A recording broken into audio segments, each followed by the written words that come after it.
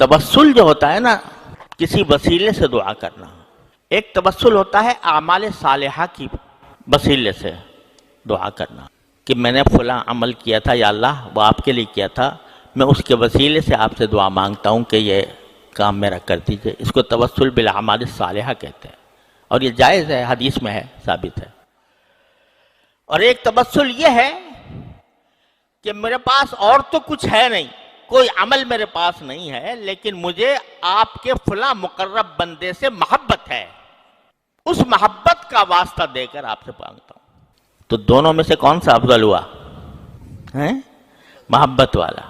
وہاں تو یہ ہے کہ میں نے فلاں عمل کیا تھا تو میں اس کا وسیلہ دے کر آپ سے مانگ رہا ہوں، تو گویا میں اپنے عمل کو کوئی اہمیت دے رہا ہوں، اور اللہ تبارک و تعالیٰ سے اس کے توسل سے مانگ رہا ہوں. اللہ میں نے جائز تو اس کو بھی کر دیا، ٹھیک ہے چلو اس طرح مانگ لو. لیکن اگر آدمی توسل بغیر اعمال صالحہ کے کسی اللہ کے نیک بندے کا توسل کرے تو اس کا مطلب کیا ہوتا ہے؟ اس کا مطلب یہ ہوتا ہے کہ میرے پاس اور کچھ نہیں ہے، کوئی عمل صالح نہیں ہے جو میں آپ کی بارگاہ میں پیش کر اس کا وسیلہ مانگوں.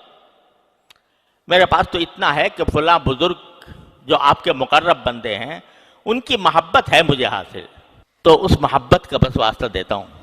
یہ میرے نزدیک زیادہ افضل ہے بنسبت تبسل بالاعمال کے، کیونکہ یہاں بندگی ہے، عبدیت ہے، شکستگی ہے، باری تعالیٰ کے سامنے عاجزی ہے.